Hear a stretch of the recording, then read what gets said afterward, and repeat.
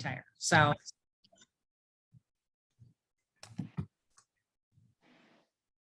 Well, thanks for joining me this morning, you guys. It's probably going to be about 10-15 minutes total, but if you have any questions, feel free to just stop me and ask at any time. Or, if you feel more comfortable about anything too, if it's particular to your situation, feel free to just send me a Slack or an email and we can talk about it one-on-one as well. Either way works. But this is kind of a topic that everybody knows that they should be doing something about receipt management, but it's always I will let my future self worry about it. And then you can't remember what that charge was for or who was there with you, or the receipt gets lost and thrown away on accident. And there's all sorts of reasons why for a lot of small business owners, it is a struggle, but we're going to talk today about ways to make it easier for you, the whys behind it, so you know when you're holding that receipt in your hand what it could cost you if you throw it away, and some other techniques to just make it easier as the business owner to take care of. So for agents, now there are typically two kinds of receipts that you're gonna deal with. You're not holding inventory, you're not doing anything where you're gonna have to show any of that, but you are going to have revenue receipts. Okay, now your revenue receipts are like if you were an employee at Target, you're gonna get pay stubs and you're gonna get W-2 earnings.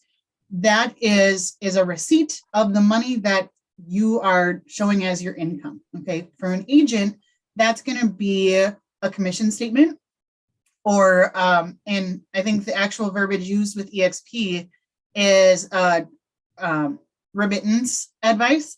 Now you should be getting access to those through Wells Fargo login. EXP sends those to you, but the thing to remember is those documents expire. So if you're not going in and downloading those on a regular basis, you're losing access to them at some point. And so I think you have 30 days from the day that it's delivered into that Wells Fargo inbox to when you can pull it out. So go ahead and start doing that if you haven't already, then downloading those statements from EXP. But those are your income receipts to document. Yep, they're showing the proof of where that money that you're putting in and calling income is actually coming from.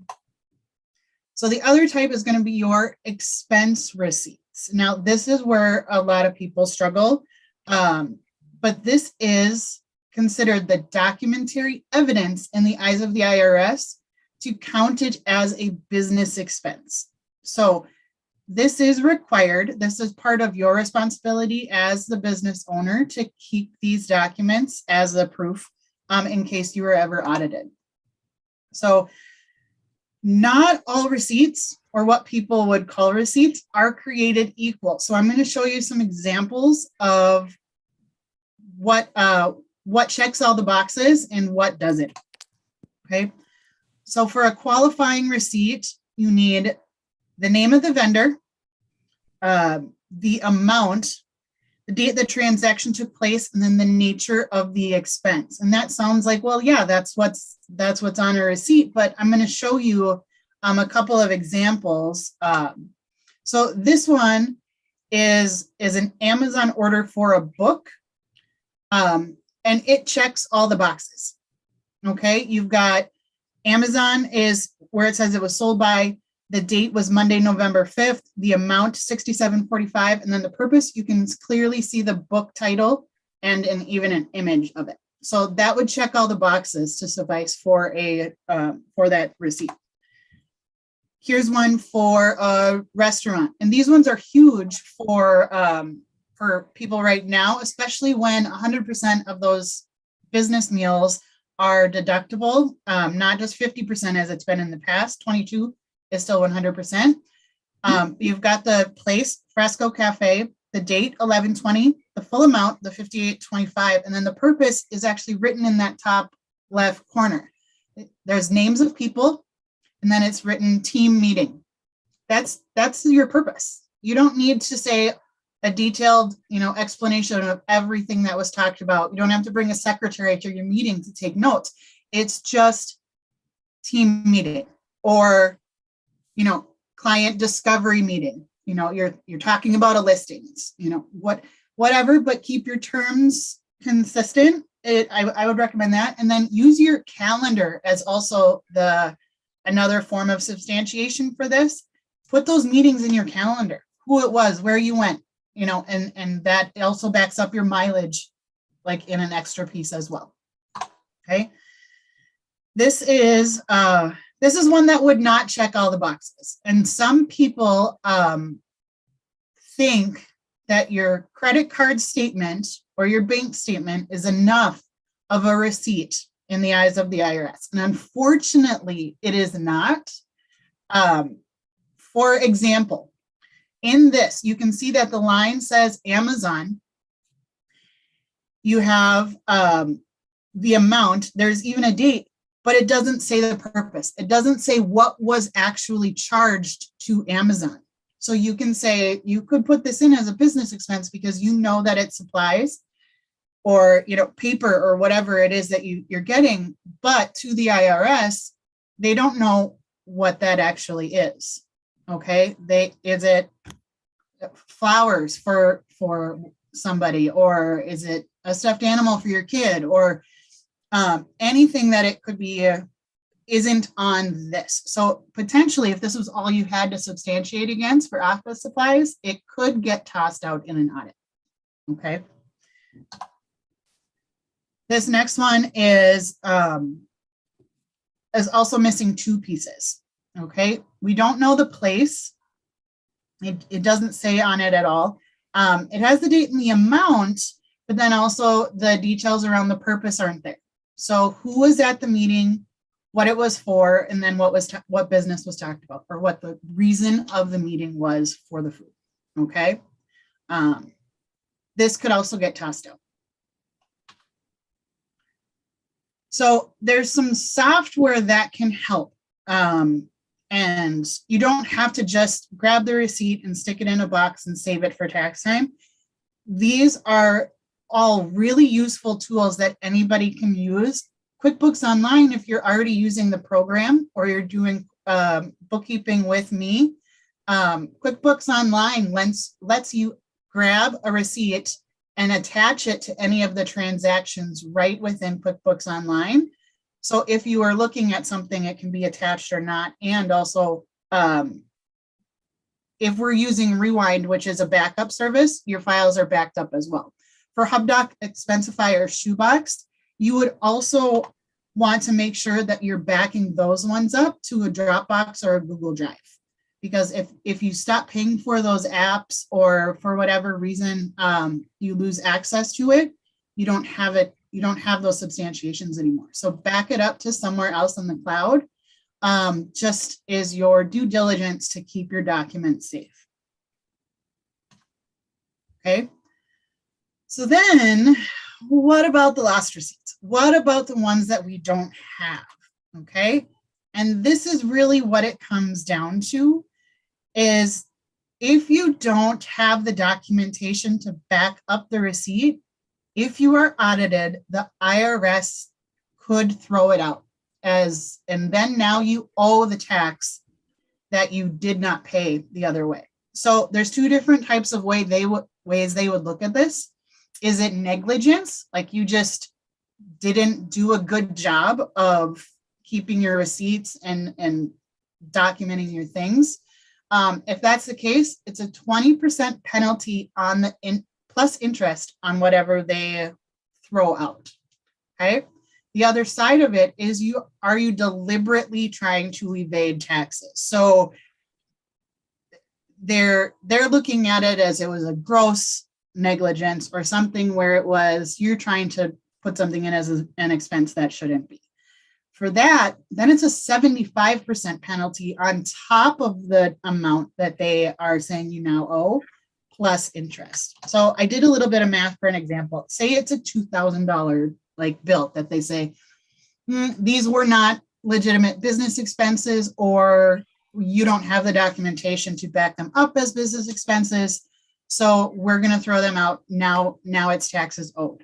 So if they're saying it was negligence, they're going to tack on $400 on top of the $2,000 plus interest. And that interest is calculated as unpaid tax from the date after the original due date of your return through the day that you actually pay the tax. So if they have 6 to 7 years to go back, you potentially have interest on that for 6 to 7 years.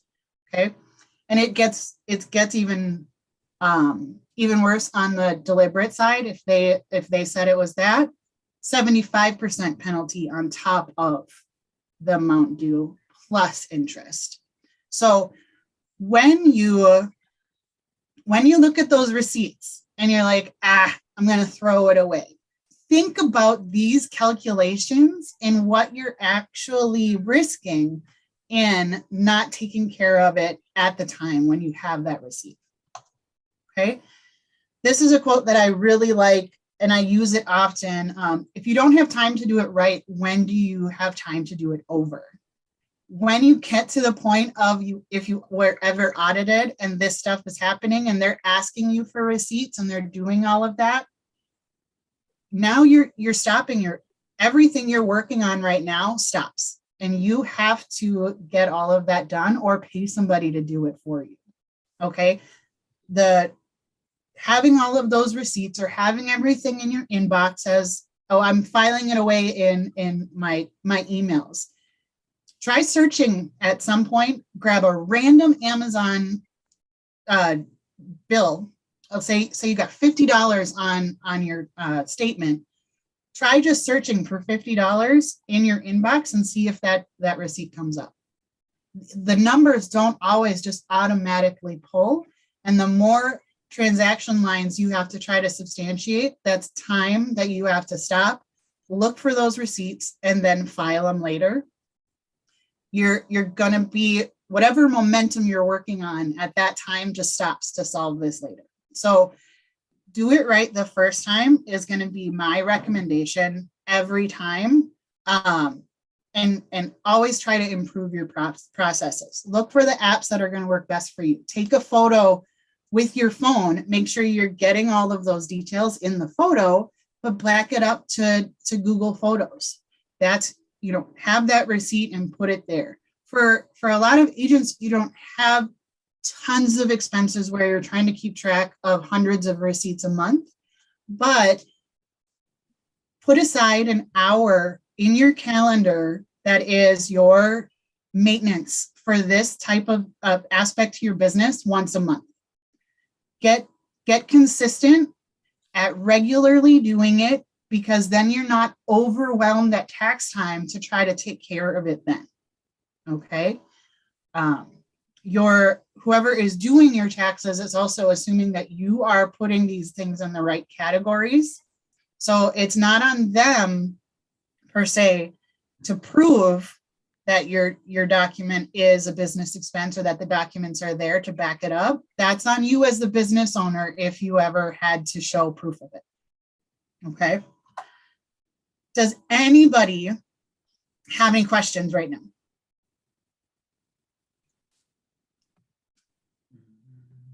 Like I said, if you do, feel free to reach out to me personally too, in Slack, via email. We can set up our one-on-one consultation if I haven't had it with you yet. But these are topics that I'll bring up probably over and over again, just because they're foundations to the financial side of your business, and want to help you make that as strong as possible.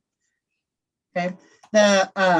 The last piece that I would just say is, if all of these documentations are in place and you do get audited with proper documentation, 1 to 2 days of grabbing the things that you need giving it to the IRS, and they either will say that, okay, everything's good.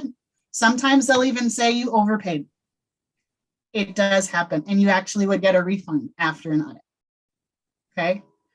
So if you have any questions, want any other tips, feel free to reach out. Next, in 2 weeks, the next Financial Friday is going to be about tax prep and how to prepare for that. Hope to see you guys there. And thanks for joining me today. Thanks, Chrissy. You're welcome, Chris. Oh. Thank you. Thank you. Thanks, Chrissy. Bye, everybody.